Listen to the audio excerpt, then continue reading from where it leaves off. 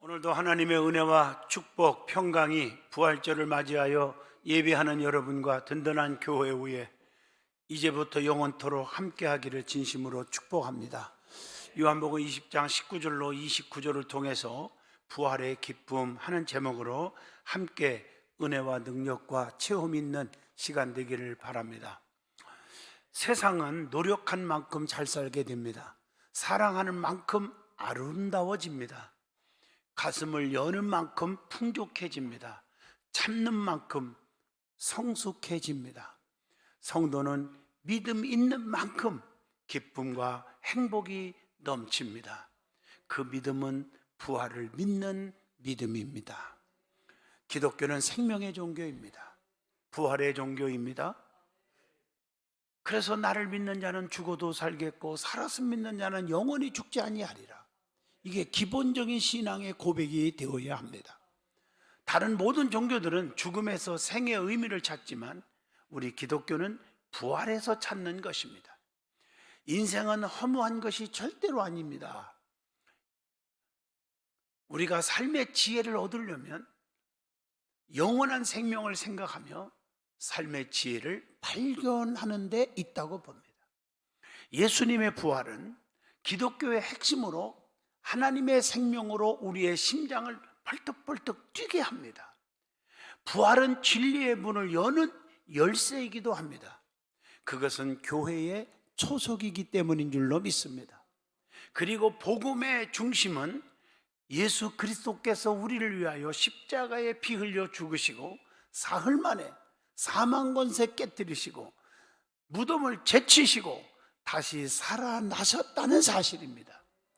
부활이라는 단어는 회복이라는 단어와 동일어로 사용되죠.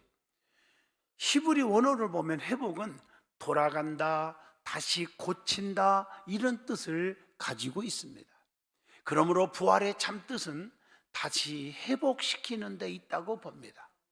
오늘 본문의 말씀에 예수님께서는 부활하시고 제자들이 두려워하고 벌벌 떨고 괴로워하는 그 모인 곳에 찾아오셨습니다.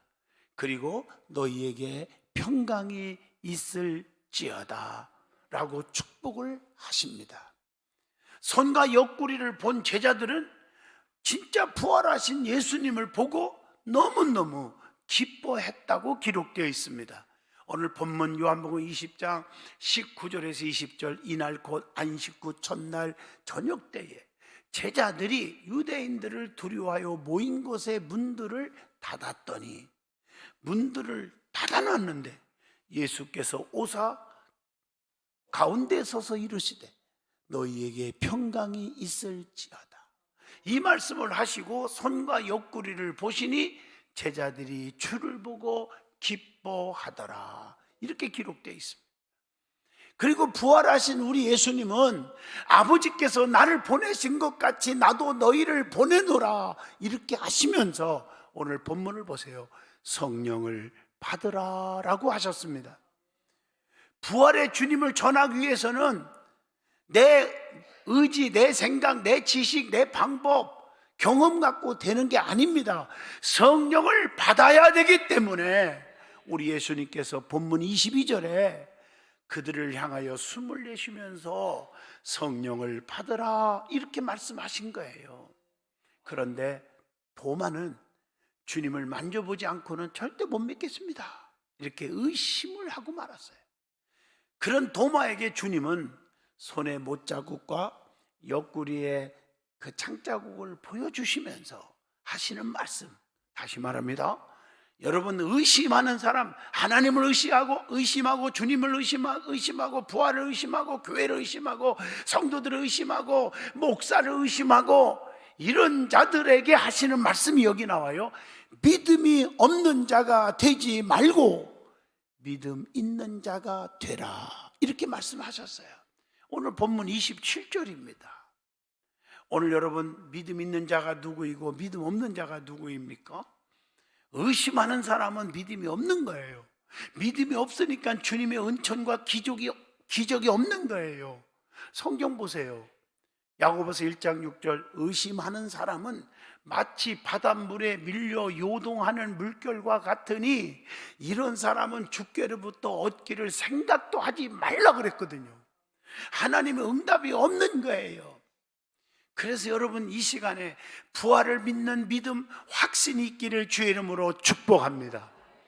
그때 도마는 자신의 손가락을 못자국에 넣어보고 나서 어머나 진짜네 그러면서 나의 주시며 나의 하나님이십니다 라고 고백을 합니다.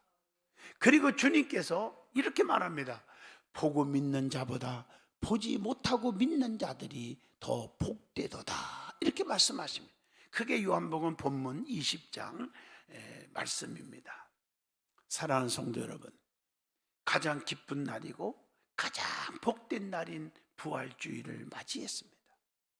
부활의 기쁨과 부활의 축복을 누리시고 우리의 삶이 다시 한번 회복되시기를 축복합니다. 그러면 제일 먼저 예수님이 부활하신 날은 무슨 날입니까? 최고의 행복하고 기쁜 날입니다. 성경에 보면 성경에서 나타난 3대 기쁜 날이 있더라고요. 그 3대 기쁨의 날이 언젠가 찾아보니까 첫째가 천지를 창조하신 날입니다. 창세기 1장 31절 보면 하나님이 지으신 이 모든 것을 보시니 보시기에 심히 좋았더라. 저녁이 되고 아침이 되니 이는 여섯째 날이니라 이렇게 기록되어 있어요. 하나님은 말씀으로 천지를 다 창조하셨어요. 창세기 1장 3절만 봐도 하나님이 이르시되 빛이 있으라 하심에 빛이 있었고 말씀 한마디로 천지가 다 창조돼 버려요. 그러니까 말씀 한마디로 천지를 창조하신 분이 죽은 나사로를 무덤에서 왜 못 일으킵니까? 병든 자를 왜 못 고칩니까? 하나님 다 고치시잖아요. 록펠러라는 사람이 미국에 세계에서 최고 거부인데 젊은 나이에 병원에 가니까 암이래요. 못 산대요. 근데 록펠러는 하나님 앞에 엎드려 기도합니다. 하나님 나 살려주세요. 이런 기도 안 했어요. 하나님 내가 언제 죽을지 모르지만 죽는 날까지라도 좀 더 하나님 영광을 위해서 더 멋지게 살게 해주세요. 그걸 열심히 온전한 11조 생활하고 온전한 전도하고 봉사하고 막 선교도 하고 이러고 살다 보니까 어머나 안 죽었네 안 죽었네 안 죽었네 안 죽었네 그 다음에도 안 죽었네 안 죽었네 안 죽었네 하면서 언제까지 안 죽었어요? 99살까지 안 죽고 살다 죽었어요. 몇십 년을 더 살았다니까요. 여러분 천지를 창조하신 하나님이 그까지 죽을 병 못 고칩니까? 그까지 문제 해결 안 해주십니까? 여러분 절대로 두려워하지 마세요. 걱정하지 마세요. 이게 중요한 거예요. 천지 창조하신 거 제일 기뻐하신 날이에요. 그리고 나서 하나님은 천지를 창조하실 때 마지막 날 인간을 만드셨어요. 왜 마지막 만들었을까? 인간을 너무 사랑하시기 때문에. 인간이 살기에 편리하도록 다 만들어 놓고 마지막 인간을 만드신 거예요. 멋있잖아요. 그리고 흙으로 빚으시고 생기를 불어 넣으니 생명이 되었다 이렇게 창세기 2장 7절에 말씀합니다. 그리고 나서 생육하고 번성하라 하고 축복을 주십니다. 창세기 1장 28절 말씀이죠. 그리고 땅에 충만하라, 땅을 정복하라, 바다의 물고기와 하늘의 새와 땅에 움직이는 모든 생물을 다스리라 하시니라 이렇게 말씀하셨어요. 두 번째 제일 기뻐하는 날이 언젠가? 예수님께서 이 땅에 탄식하신 날, 탄생하신 날, 이 땅에 예수님이 오신 날 가장 기쁜 날이에요. 누가복음 2장 10절로 11절에 두려워하지 말라 보라 내가 온 백성에게 미칠 큰 기쁨의 좋은 소식을 너희에게 전하노라. 오늘 다윗의 동네에 너희를 위하여 구주가 나섰으니 곧 그리스도 주시니라. 예수님의 이 땅에 오심은 전 인류를 구원하기 위해서 오신 거예요. 요한복음 3장 16절 하나님이 세상을 이처럼 사랑하사 독생자를 주셨으니 이는 저를 믿는 자마다 멸망치 않고 영생을 얻게 하려 하심이니라. 누가복음 2장 11절 오늘 다윗의 동네에 너희를 위하여 구주가 나섰으니 곧 그리스도 주시니라. 주님의 이 땅에 오심은 지극히 높은 곳에서는 하나님께 영광이요 땅에서는 기뻐하심을 입은 사람들 중에 평화로다라고 말씀을 합니다. 예수님은 새로운 살 길을 열어 놓으시려고 이 땅에 오신 거예요. 그래서 너무 기쁜 날이에요. 히브리서 10장 20절 말씀, 요한복음 14장 6절 말씀. 세 번째 기쁜 날이 언제일까요? 성경에 예수님께서 죽었지만 사망 권세 깨뜨리시고 무덤을 채치시고 다시 살아나신 부활이에요. 본문 요한복음 20장 19절의 말씀입니다. 절망의 삶에서 희망의 삶으로 바꿔주셨기 때문에 기쁜 날입니다. 고린도전서 15장 22절 아담 안에서 모든 사람이 죽은 것 같이 그리스도 안에서 모든 사람이 삶을 얻으리라. 주님의 죽으심으로 많은 사람들이 절망에 빠져 괴로움과 근심 속에 있을 때 주님의 다시 사심으로 절망이 희망으로 바꿔지게 되었습니다. 죽음에서 생명으로 바꿔놓았기 때문입니다. 요한복음 11장 25절로 26절에 예수님께서 이르시되 나는 부활이요 생명이니 나를 믿는 자는 죽어도 살겠고 무릇 살아서 나를 믿는 자는 영원히 죽지 아니하리니 이것을 네가 믿느냐? 여러분, 나사로가 죽었지만 마리아와 마르다는 주님이 여기 계셨더라면 내 오라비가 죽지 않았겠나이다라고 고백합니다. 우리가 아무리 불가능한 일이 생겨도 주님이 계시면 걱정이 없다는 거예요. 이런 일이 있을 수가 없는 거죠. 그러나 이제라도 주님께서 오셨으니까 주님이 하시면 내 오라비가 살 줄로 믿나이다. 요한복음 11장 22절의 말씀입니다. 우리 주님께서 부활의 신앙을 물어볼 때 믿나이다라고 고백했더니 의심하지 않고 주님의 다시 사심을 믿나이다라고 고백했더니 예수님은 나사로를 무덤에서 살려내셨습니다. 요한복음 11장 43절 44절 큰 소리로 나사로야 나오라 부르시니 죽은 자가 수족을 배로 동인 채로 나오는데 그 얼굴은 수건에 쌓였더라. 예수께서 이르시되 풀어놓아 다니게 하라 하시니라. 여러분, 잠자는 신앙에서 깨어 일어나는 신앙으로 회복시켰기 때문에 예수님의 부활은 가장 기쁜 날입니다. 에베소서 5장 14절의 말씀입니다. 많은 제자들이 예수님의 부활을 그리고 전파를 했습니다. 마가복음 16장 20절 제자들이 나가 두루 전파할세 주께서 함께 역사하사 그 따르는 표적으로 말씀을 확실히 증언하느니라. 그리고 예수님의 부활은 마귀를 이긴 승리이기 때문에 가장 기쁜 날인 것입니다. 고린도전서 15장 55절로 58절 사망아 너희의 승리가 어디 있느냐? 사망아 내가 쏘는 것이 어디 있느냐? 사망이 쏘는 것은 죄요 죄의 권능은 율법이라. 우리 주 예수 그리스도로 말미암아 우리에게 이김을 승리를 주시는 하나님께 감사하노니 내 사랑하는 형제들아 견실하며 흔들리지 말며 항상 주님의 일에 더욱 힘쓰는 자들이 되라. 이는 너의 수고가 주 안에서 헛되지 않은 줄을 알미라. 여러분들, 이게 기적이에요. 부활을 믿을 때 기적이래. 그 다음에 예수님은 부활하신 후에 어떤 일을 하셨습니까? 히브리서 5장 7절 보면 말씀을 잘 보여주고 있죠. 부활하신 예수님은 만나는 자마다 첫째로 평강이 있을지어다라고 축복하셨습니다. 요한복음 20장 19절입니다. 특별히 21절 보면 예수께서 가라사대 너희에게 평강이 있을지어다. 아버지께서 나를 보내신 것 같이 나도 너희를 보내노라. 이렇게 말씀합니다. 부활의 믿음을 가진 자는 평강을 소유하고 있습니다. 부활의 주님을 만난 스데반 집사 보세요. 돌로 찍어서 피투성이 되고 아픈데도 얼굴이 천사의 얼굴과 같았더라. 사도행전 6장 15절에 말씀을 줍니다.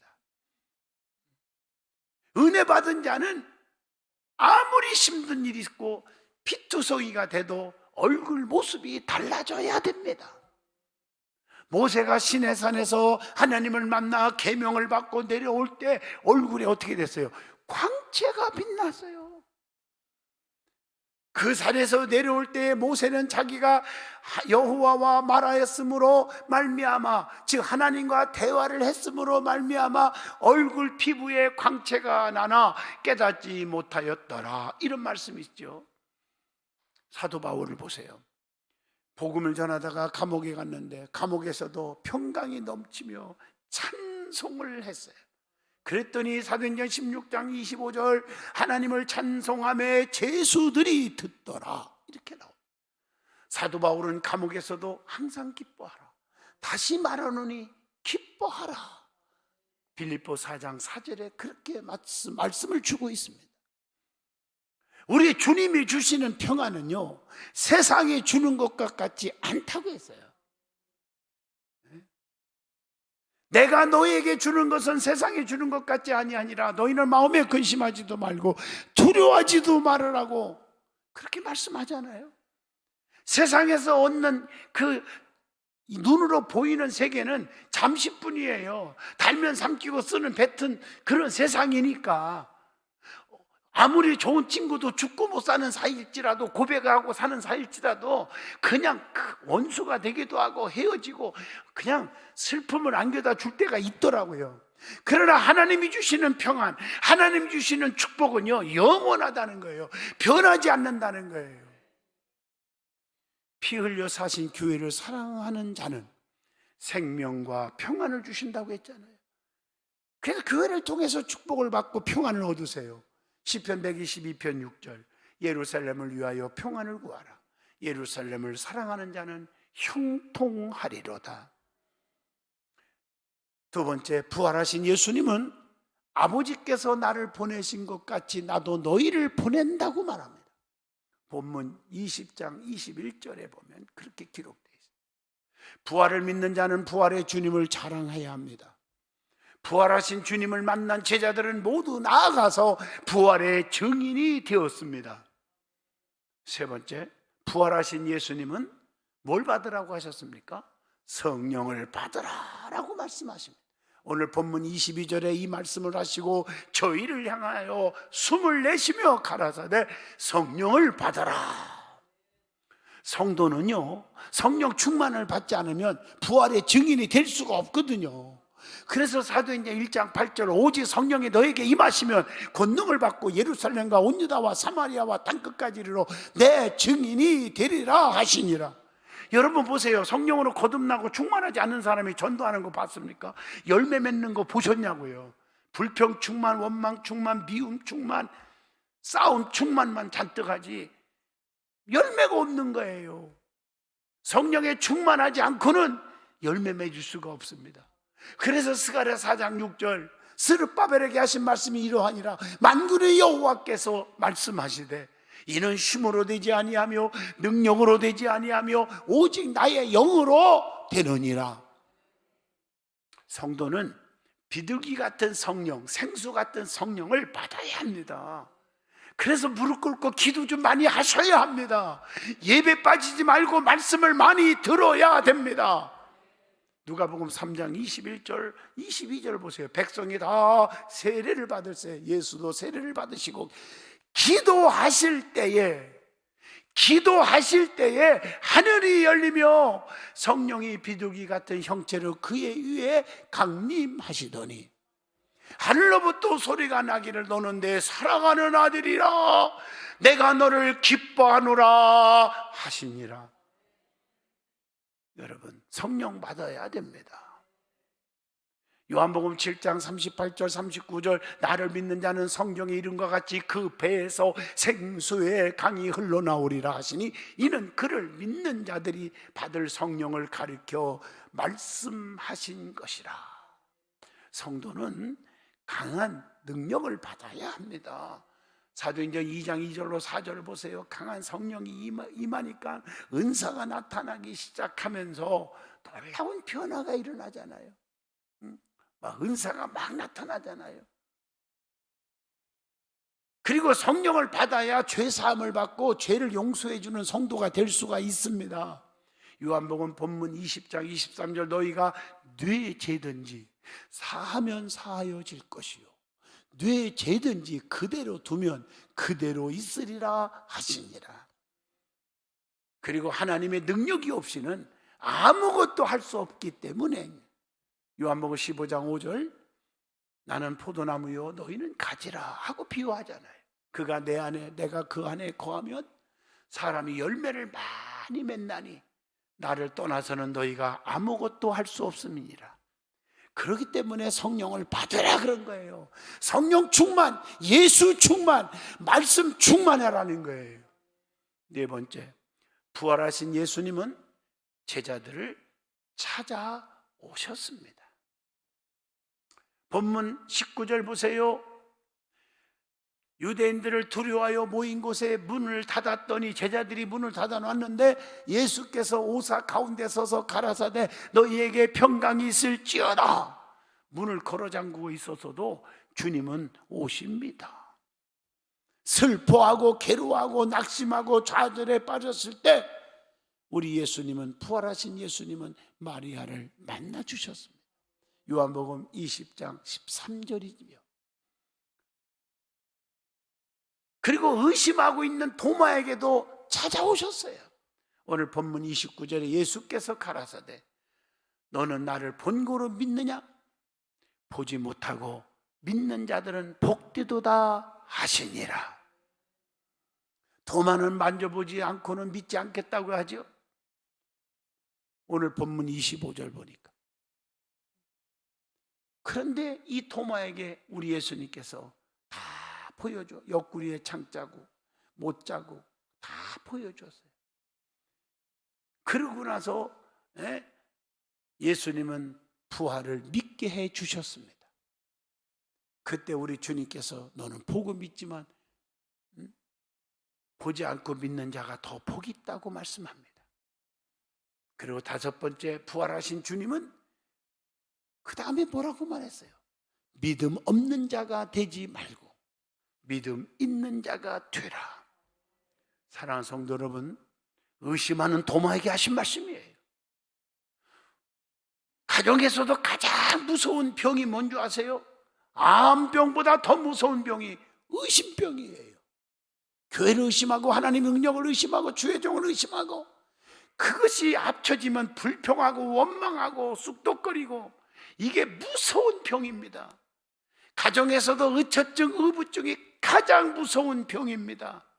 가정을 파괴하는 병입니다. 그래서 의심하지 않기를 축복합니다. 굉장히 중요하잖아요. 의심하는 자에게 믿음 없는 자가 되지 말고 믿음 있는 자가 되라, 이렇게 말씀하시는 것입니다. 성도는 예수님의 부활과 함께 부활의 신앙으로 믿음 있는 자가 되시기를 축복합니다. 그래서 다시 부활되어야 돼요. 뭐가 부활해야 돼요? 모든 예배가 부활되어야 돼요.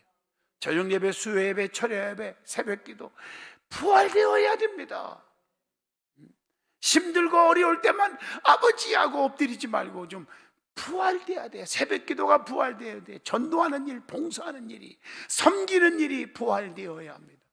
뿐만 아니라 언행이 새롭게 부활되어야, 말하는 거 행동하는 거 좀 조심하고 상처 주지 않는 자가 되어야 돼요. 나 때문에 믿음 떨어지고 교회를 안 나온다면 그건 책임져야 되는 거예요. 근데 그걸 몰라요. 하나님의 무서운 징벌을 몰라요, 사람들이. 여러분, 누구든지 자식이 됐건 가정이 됐건 성도들이 됐건 그 입술로 행동으로 인해서 상처 줘서는 안 돼요. 저는 목사니까 상처받은 성도 보면 막 가슴이 찢어져요. 여러분은 아무것도 아닌 것처럼 보일지 몰라도 여러분의 행동이 부활되기를 축복합니다. 믿음으로 부활돼, 사랑으로 부활돼. 이제 말씀을 맺겠습니다. 여러분, 하나님의 은혜와 주님의 축복을 받기를 원하십니까? 내가 여러분에게 몇 가지를 소개하고자 합니다. 그러면 얼굴에 웃음꽃을 피우십시오. 웃음꽃에는 천만불의 가치가 있다고 했습니다. 그리고 세상을 향해서 축복하세요. 세상도 나를 위해 축복해 줍니다. 기도하십시오. 기도는 소망 성취의 지름길이고 열쇠가 됩니다. 그리고 준비하고 사십시오. 준비가 안 되면 들어오는 떡도 못 먹는 거예요. 그리고 끊임없이 베푸십시오. 샘물은 퍼줄수록 더 맑은 물이 나옵니다. 그리고 남의 잘함을 보고 박수 치십시오. 그래야 내가 복을 받습니다. 그리고 때로는 손해볼 때가 있어요. 기쁜 마음으로 넘기세요. 손해가 손해만은 아닐 때가 옵니다. 그리고 열정을 가지고 사십시오. 뜨거운 열정은 삶의 내용을 아주 바꿔놓습니다. 그리고 희망의 꽃을 피우십시오. 희망의 꽃만이 희망의 열매를 맺을 수가 있습니다. 우리가 부활의 믿음을 갖고 살면 반드시 우리의 삶이 부활되어 축복이 됩니다.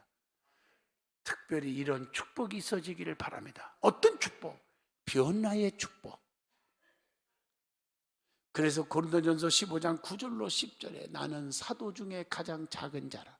나는 하나님의 교회를 박해였으므로 사도라 칭함받기를 감당하지 못할 자니라. 그러나 내가 나된 것은 하나님의 은혜로 된 것이니 내게 주신 나의 은혜가 헛되지 아니하며 내가 모든 사도보다 더 많이 수고하였으나 내가 한 것이 아니요 오직 나와 함께 하신 하나님의 은혜로다. 두 번째, 건강의 축복이 있습니다. 출애굽기 15장 26절의 말씀이죠. 세 번째, 삶의 축복이 있습니다. 부활과 함께 히브리서 6장 14절입니다. 그리고 지혜로워지는 축복이 있습니다. 다니엘서 1장 17절의 말씀입니다. 더 그것뿐입니까? 이기는 자가 되는 축복이 있습니다. 사무엘상 8장 6절 다윗이 어디로 가든지 여호와께서 이기게 하시니라. 예수님의 부활로 인해 진정한 축복과 평강과 기쁨이 저와 여러분에게 넘치기를 축복합니다. 기도합니다. 거룩하신 하나님, 부활의 기쁨이 저들의 기쁨이 되게 하옵소서. 부활의 은총이 저들의 은총이 되게 하옵소서. 부활의 기적이 저들에게 나타나게 하시옵소서. 우리의 삶이 다시 한번 새롭게 변화되고 결단하게 하옵소서. 예수님 이름으로 기도합니다. 아멘.